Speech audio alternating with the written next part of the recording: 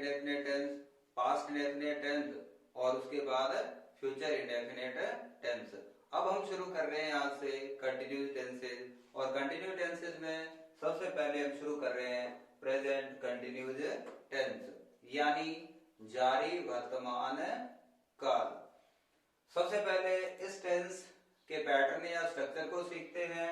Subject is oblique are oblique am, first form of the main verb ING, object और other word. सबसे पहले हमने लिखना है सब्जेक्ट, यानी कार्य को करने वाला कौन है या उसके अंदर नाउन या प्रोनाउन कौन है। उसके बाद इस टेंस के अंदर तीन हेल्पिंग वर्ब्स हैं, उनका यूज होता है इज, आर और एम। इज जो हेल्पिंग वर्ब है उसका यूज होता है सिंगुलर सब्जेक्ट के साथ, यानी अगर सब्जेक्ट हमारा सिंगुलर है, ही, शी, इट या कोई सिंगल नेम दिया हुआ है, तब हमने हेल्पिंग वर्ब लगानी है इज।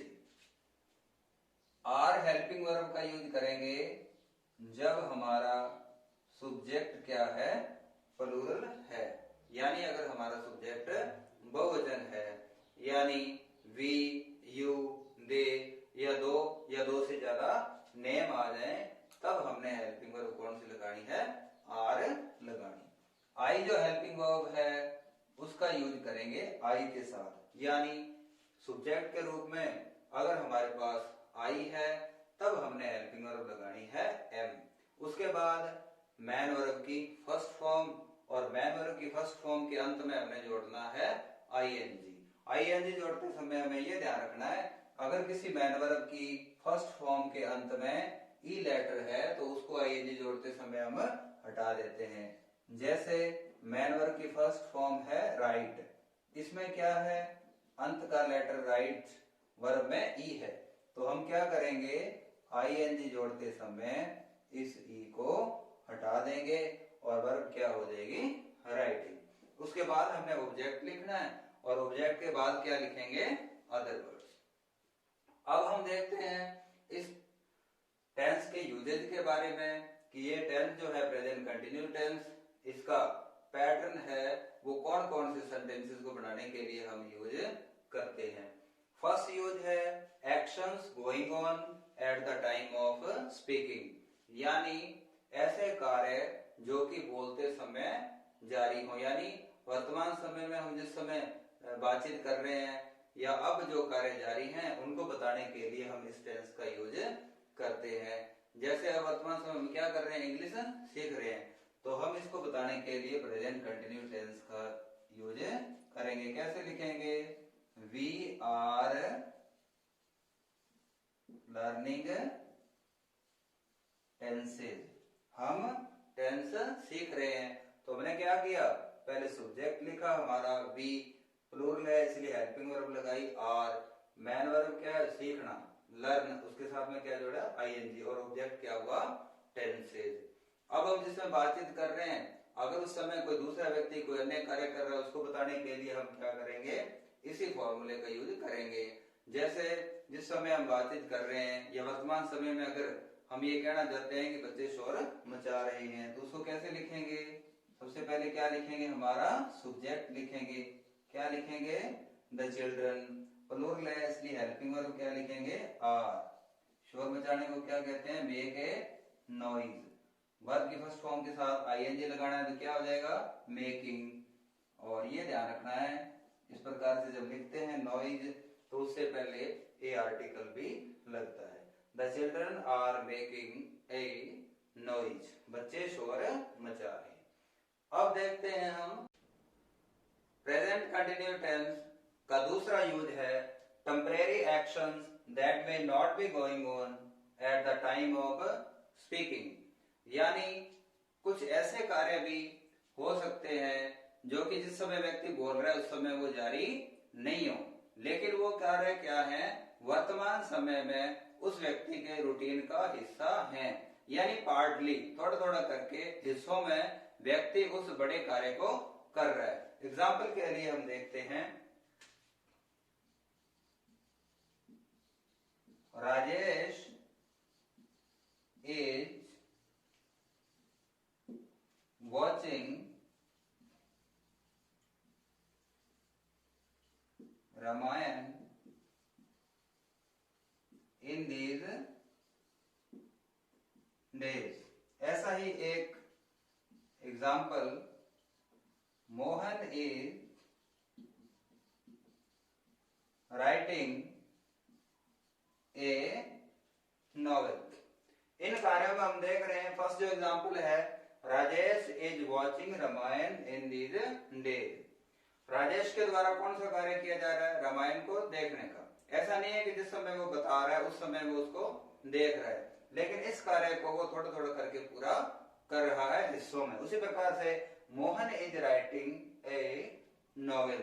मोहन क्या कार्य कर रहा है? एक नॉवेल को लिखने का कार्य कर रहा है। वो कार्य भी वो क्या कर रहा है? हिस्सों में कर रहा है, यानी कुछ हिस्सा नॉवेल का वो रोजाना लिखता है। वर्तमान समय में ये नॉवेल लिखने का कार्य जो है उसकी रूटीन का एक हिस्सा है, वो उसको टुकड़ों में धीरे धीरे पूरा कर रहा है। तो बोलते समय, जिस समय दूसरों से वो बातचीत कर रहा है, या वर्तमान समय में अब वो ये कार्य नहीं कर रहा, लेकिन उसके रूटीन का ये हिस्सा है। अब देखते हैं हम तीसरा यूज। जब हमने टेंस और टाइम का जिक्र किया था कि टाइम और टेंस क्या होते हैं? अलग अलग होते हैं। वहां पे हमने एक एग्जांपल लिखा था कि my brother is coming from Jaipur tomorrow, कि मेरा भाई कल जयपुर से आ रहा है। तो वहां पे हमने देखा था कि टाइम और टेंस क्या थे? अलग अलग। टेंस तो कौन सा था? Present continuous tense. और टाइम कौन सा था? Future tense. क्या एग्जांपल लिखा था हमने? My brother is coming from Jaipur tomorrow, कि मेरा भाई कल जयपुर से आ रहा है। ये यूज है दूसरा, यानी ऐसे कार्य जो कि क्या है? निकट भविष्य में होने वाले हैं, जिनको कि हमने फिक्स कर लिया है कि हम ऐसा कार्य करेंगे। एक हमारा फिक्स कोई प्रोग्राम है, उसको भी ये टेंस बताता है। My brother is coming from Jaipur tomorrow, मेरा भाई कल जयपुर से आ रहा है। वैसा ही एक sentence, I am going to the theatre tonight, आज रात को मैं कहा जाऊंगा? थिएटर जाऊंगा। ये भी क्या है? ये सुबह बताई हुई बात है या दोपहर में बताई हुई बात है, लेकिन ये कार्य है, ये कब होना है? फ्यूचर में होना है, यानी आने वाले समय में होना है। तो इस प्रकार से तीन यूज हुए। एक तो ये कि जिस समय हम बोल रहे हैं उस समय कोई कार्य अगर हो रहा है उसको बताने के लिए। दूसरा क्या? ऐसे कार्य हो सकते हैं जिस समय में बोल रहे हैं उस समय वो कार्य जारी नहीं हो, लेकिन वो वर्तमान समय में क्या होता है? हमारी रूटीन का हिस्सा होता है। और तीसरा यूज क्या हुआ? कुछ कार्य ऐसे होते हैं जो कि निकट भविष्य में होने वाले होते हैं, जिनको हम फिक्स कर लेते हैं कि हम निकट भविष्य में ये कार्य करने वाले हैं, या कोई कार्य में पता होता है कि ये निकट भविष्य में होने वाला है, तो उसको बताने के लिए भी हम प्रेजेंट कंटिन्यूस के पैटर्न या स्ट्रक्चर का यूज करते हैं। इस टेंस में 3 नंबर पे हम सीखेंगे सेंटेंस बनाना, यानी किस प्रकार से हिंदी के जो सेंटेंस होंगे उनको हम इंग्लिश में ट्रांसलेट करेंगे। हिंदी में सेंटेंस लिखा हुआ है, राम एक गीत गा रहा है। सेंटेंस को ट्रांसलेट करने के लिए हमें इस टेंस की जो स्ट्रक्चर है उसको देखते हुए इसको ट्रांसलेट करना होगा। सबसे पहले स्ट्रक्चर में हम देखते हैं कि क्या लिखा हुआ है? सब्जेक्ट, कि हमने क्या करना है। इसमें सब्जेक्ट कौन है? यानी कार्य गीत गाने का है, वो किसके द्वारा किया जा रहा है? राम के द्वारा। सबसे पहले स्ट्रक्चर में क्या लिखा हुआ है? सब्जेक्ट, यानी कार्य को करने वाला व्यक्ति कौन है? वो नाउन होगा या कोई प्रोनाउन, तो वो क्या है? राम है। गीत को गाने का कार्य किसके द्वारा किया जा रहा है? राम के द्वारा। उसके बाद हम देखते हैं स्ट्रक्चर में क्या लिखा हुआ है? Helping verb. 3 हेल्पिंग वर्ब हैं, इज, आर और एम। सब्जेक्ट सिंगुलर हो तब हेल्पिंग वर्ब आएगी इज, प्लूरल सब्जेक्ट हो तब हेल्पिंग वर्ब लगाते हैं आर, और अगर सब्जेक्ट आई है तो हेल्पिंग वर्ब लगाते हैं एम। तो हम देख रहे हैं राम एक सिंगल पर्सन का नेम है, सिंगुलर है, ये एक वचन है, इसलिए हेल्पिंग वर्ब क्या लगाएंगे, इज। उसके बाद पैटर्न में लिखा हुआ है first form of the main verb, यानी जो मैन वर्ब है उसकी प्रेजेंट फॉर्म, यानी कार्य क्या किया जा रहा है, गीत गाने, गाने का कार्य किया जाए। गाने में क्या लिखते हैं हम इंग्लिश में, सिंग। इसके बाद क्या करना है, मैन वर्ब की फर्स्ट फॉर्म के साथ आईएनजी जोड़ना है। उसके बाद दिया हुआ है ऑब्जेक्ट, राम गा रहा है, क्या गा रहा है, एक गीत। तो ये एक गीत क्या हुआ हमारा ऑब्जेक्ट, तो इसको लिखेंगे राम इज सिंगिंग, अब ऑब्जेक्ट लिखेंगे ए सॉन्ग। सभी टेंसेज में नेगेटिव बनाने का रूल भी क्या है, एक समान ही है। हमें क्या करना है, केवल हेल्पिंग वर्ब के बाद नॉट जोड़ना है। इसमें तो हेल्पिंग वर्ब ऑलरेडी दे रखी है इज, तो हमें क्या करना है, Ram is not singing a song. Interrogative भी हम सीख चुके हैं। इंटेरोगेटिव में क्या करना है, हेल्पिंग वर्ब सबसे पहले लगाएंगे इज, उसके बाद लिखेंगे सब्जेक्ट, नॉट हटा देंगे, फर्स्ट फॉर्म और आईएनजी लिखेंगे, और सेंटेंस के लास्ट में प्रश्नवाची चिन्ह लगाना है। नेगेटिव इंटेरोगेटिव कैसे बनते हैं, इंटेरोगेटिव सेंटेंस में हमने क्या करना है, केवल सब्जेक्ट के बाद नॉट लगाना है, तो सेंटेंस बन जाएगा negative interrogative. Is Ram singing, is Ram, Ram के बाद क्या लिखेंगे, नॉट लिखेंगे, is Ram not singing a song. तो इस प्रकार से जितने भी सेंटेंसेस होंगे उनको इसी प्रकार से हम इंग्लिश में ट्रांसलेट करेंगे। नेगेटिव इंटेरोगेटिव और नेगेटिव इंटेरोगेटिव सभी टेंसेज में बनाने का जो तरीका है वो एक जैसा है। हेल्पिंग वर्ब के बाद नॉट लगाते हैं तो नेगेटिव बन जाते हैं, और हेल्पिंग वर्ब को शुरू में लगाते हैं तो इंटेरोगेटिव, और सब्जेक्ट के बाद नॉट लगाते हैं तो वो नेगेटिव इंटेरोगेटिव बनते हैं। 4 नंबर पे है पहचान की इंग्लिश के सेंटेंसेस में कौन कौन से वर्ड्स होंगे जिनको देख के हमें पता चलेगा कि ये प्रेजेंट कंटिन्यूस के सेंटेंस हैं। उससे पहले 10 सेंटेंसेस आपको मैं और दे रहा हूं हिंदी में, आप लोग भी उनको एक बार नोट कर लो, और क्लास के बाद आप लोग भी उनको इसी तरह से इंग्लिश में ट्रांसलेट करके देखना।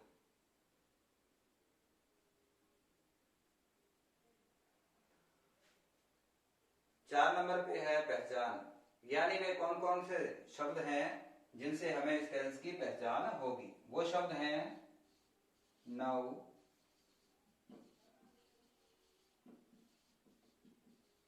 At this time,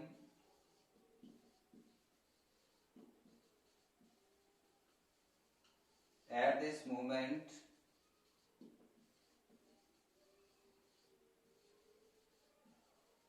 in these days,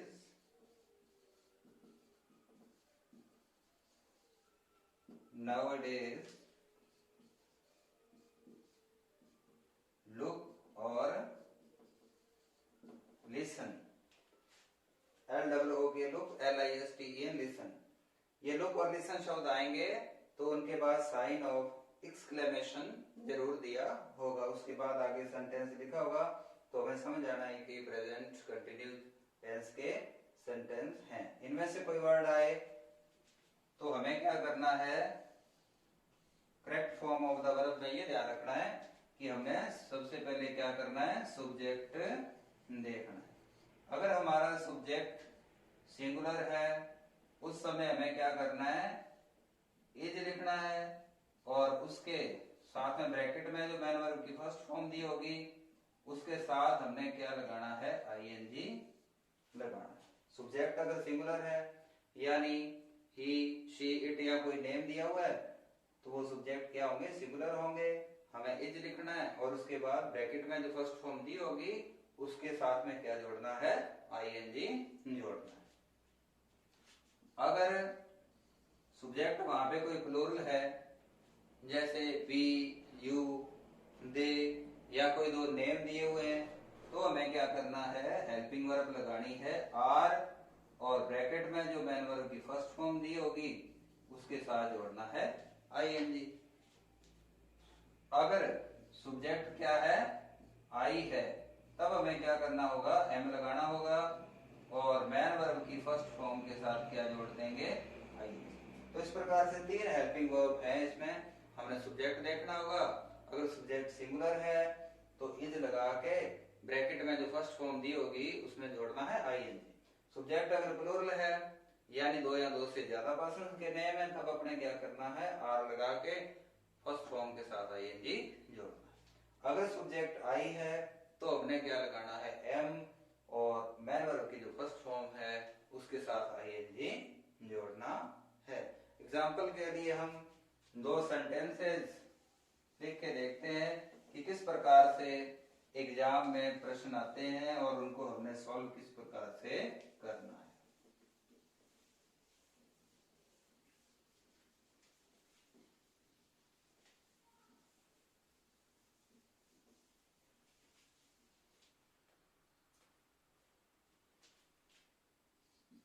example के लिए जैसे सेंटेंस लिखा,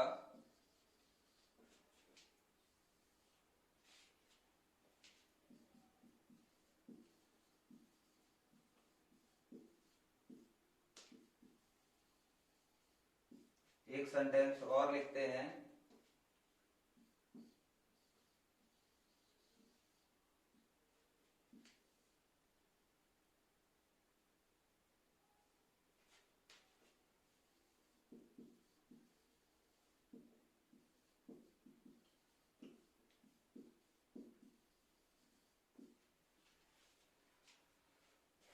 तो इस प्रकार से सेंटेंस दिए होंगे और मैन वर्ब की जो फर्स्ट फॉर्म है वो दी होगी ब्रैकेट में।